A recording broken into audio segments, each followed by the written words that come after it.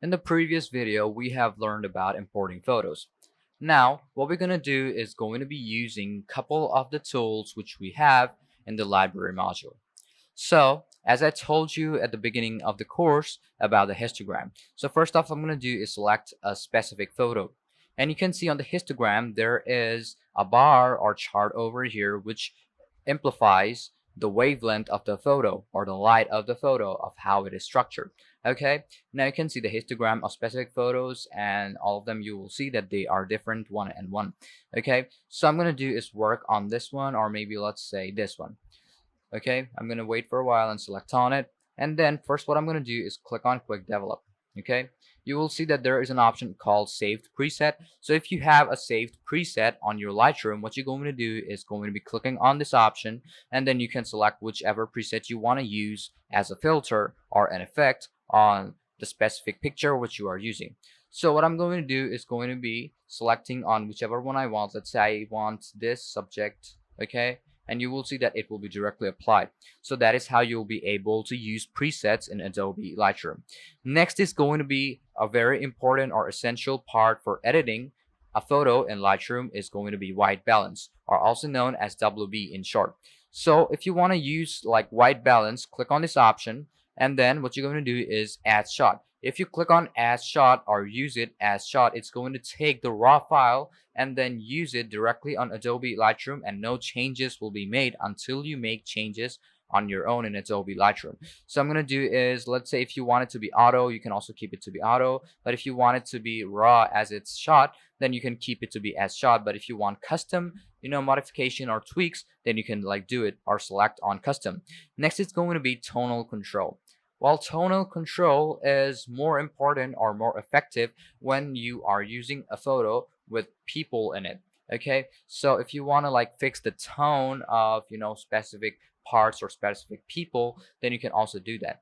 So you can see that the tonal control is kept on auto on default, but if you want to change it, you can also click on this option over here, and you will see all of the tools which are found in this tone control will appear up. You can see that when it is on default, there is only 3 of these options or 3 of these tools which you can use. But when you click on this option, you will see a lot more tools will appear up. The first of them is going to be exposure, contrast, highlights, shadows, whites, blades, clarity, and vibrance. Okay, so first is going to be exposure. Let's try tweaking it a bit. So when you see that I decrease it, you can see the photo is getting darker. Okay, but when I increase it, the photo is getting brighter. And you can see the white part is also increasing. So in the contrast, it does the same. You can see when I decrease it, the photo gets faded, but when I increase it, you will see that it will gradually start to take or build up more details. And that is how this both actually works. Next is going to be the highlights, shadows, whites, and blacks. If you've seen my previous lessons, you already know about it, but as I'm going to show you examples about it, you can see that when I increase it, you can see that the highlights are now increasing. So that means the white parts are now increasing and are being more vibrant and poppy. So what you're going to do is keep this to be balanced, and if you want to like do some changes on the shadows of the photo, just as you can see from these parts, there are a couple of shadows which are visible. Now if you want to increase the details of the shadow, or decrease the details of the shadow, or want it to be darker or lighter, you can use these options to change the way it looks. Okay, if you decrease it, it becomes darker, but if you increase it, the shadow becomes brighter, and then it's more brighter. Then it's going to be blacks and whites. You can like increase or decrease the blacks, or the black parts or the white parts in the photo, such as this. You can see that there is a sky, and when I decrease or increase the whites, you can see that there is gradual change of the white parts. Okay, so what you have to do is keep it balanced. Okay, then we have at last is clarity and vibrance. So if you want to increase or decrease the clarity and vibrance, you can like use these options. Okay, there is a more better way of doing like changing these options or tweaking your photos, but I'm going to show it to you in the next lesson because it all belongs in this develop module. So I'm going to show it to you from over here. Okay, there is a bit of difference between clarity and vibrance. Okay, so clarity is kind of like the pop, this like specific subjects or specific areas of the photo to being more vibrant or being more colorful, okay, which also makes the whole photo look a lot more colorful. But when you do it with vibrance, what it does is selects the whole area and then selects some specific places in your photo and then makes the photo look more better. Well, let me give you an example. So I'm going to increase the clarity a bit, okay.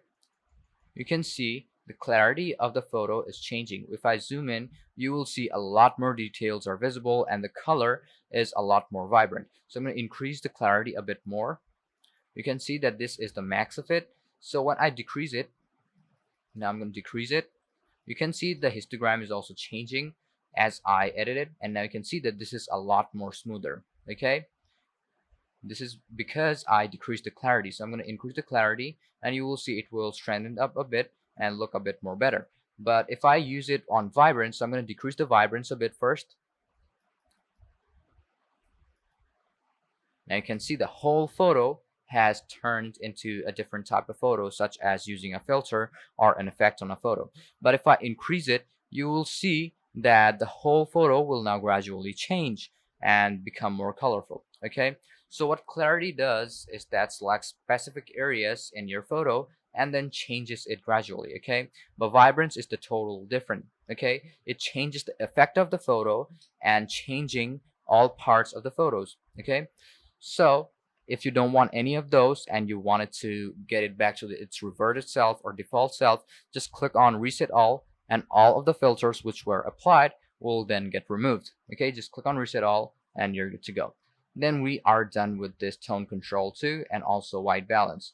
We are done with this quick develop. Then we have is keywording. If you want to add keywording to your photo and make it to be specific about some text, or about the description, then you can use keywording and search up your photo however you want, and it will become a lot more easier. You can select the keyword over here and then type it whichever one you want, and then you can also set keywords, okay. You can select on it and you can see outdoor photography, like portrait photography, then wedding photography, and all of those, and you can like increase or decrease these options too.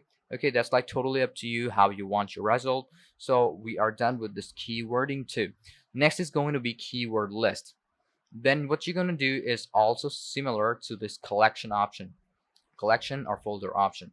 If you want to keep it or keep your photos or videos to be categorized, then you can like filter your keywords and give attributes to that photo or that video. Okay, then you will be able to find it more easily.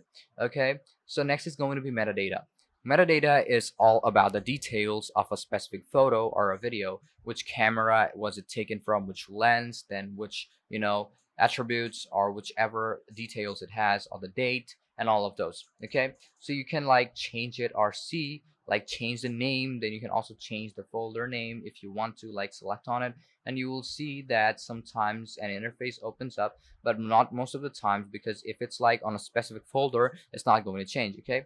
So what I'm going to do is going to be, if you want to name or like change the name of the photo, then you can change it by selecting on this like backspace, which is like similar to like text formatting, and then what you're going to do is like type in whichever name you want, and then you can also see the dimension, capture date, and all of those. And if you want to customize it, there is also an option of it, and then you can like put in whichever type of details you want, and after you're done, what you're going to do is just click on done. Then you are also good to go with metadata. And last of all is going to be comments. If you want to like put in comments or tag comments, so that when you like share it to other person or you want the viewer to see the comment, then you can like type in your comment over here and the viewer will be able to see your comment. Just click on this, okay, and you will be able to apply or add in your comment in Adobe Lightroom or a specific photo.